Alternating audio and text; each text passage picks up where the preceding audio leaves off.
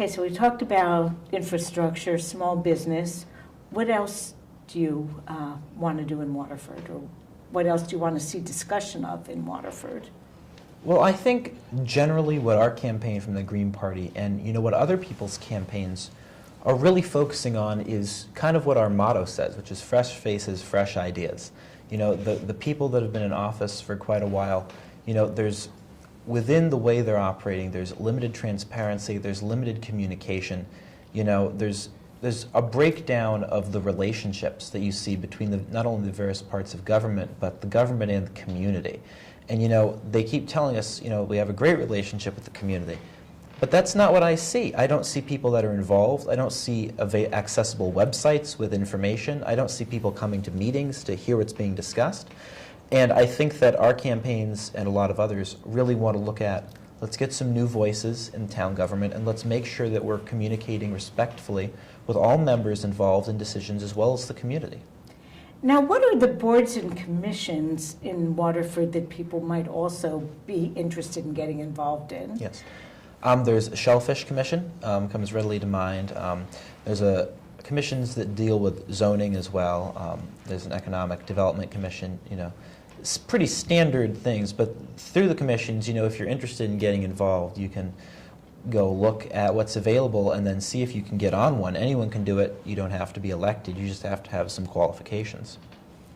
And, we in New London have really encouraged people to get on boards and commissions. Like, you want to register green in New London? Okay, choose a board and commission. Yeah. So that we hope to have like one green member on each board or each commission that makes decisions in any kind of significant way, because, as you mentioned, that divergent voice is something that's very lacking in our New England governments for the most part. Yeah. Now, you've been campaigning now for a few months. What's the experience been like? Well, for me, I've found people generally pretty receptive, certainly willing to listen. Occasionally you meet someone who's totally committed to another party, and that's fine, they should be. But I'm really pleased at the general receptivity of the people I've met. We've been going door to door, both of us, and experience has been quite rewarding.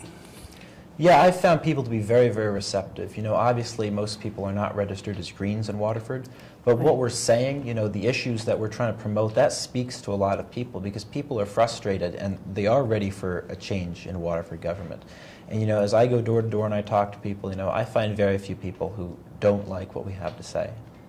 And you mentioned that very few are registered green, which I'm sure is true, but I bet there are a lot who are registered unaffiliated because they're kind of down on the major parties.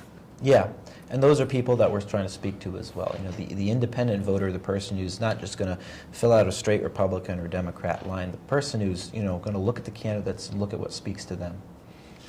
So does your campaign need help in terms of people volunteering? What kind of jobs can people do if they want to be supportive? We're always looking for volunteers. Especially on election day, we want to have volunteers together, to promote the Green Party at the various polling places around Waterford. But also, going door to door, just helping with general campaigning. People can find information on our website about how to contact us.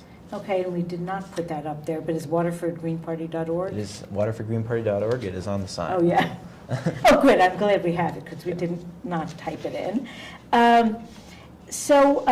If people want to learn...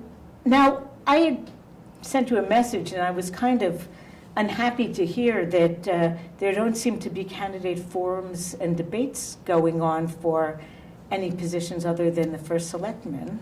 Yeah, I was disappointed to hear that too. I thought that at least a candidate forum would be the bare minimum that, if possibly every position ought to have, but certainly at least the RTM and the Board of Selectmen. But yeah, they're only having a debate for the first selectman position. So that said, what is the best way for people, in your opinion, to get to know the candidates, not just the Greens, but all the candidates before Election Day. Well, we're always happy to talk with people. We will come out to your house and, give you a lawn sign and ask you, what you think about the issues. If you want to get in contact with us, our website's the best way to do so. We have emails, we have phone numbers. So, we're very open to having a personal relationship with members of the community. Absolutely.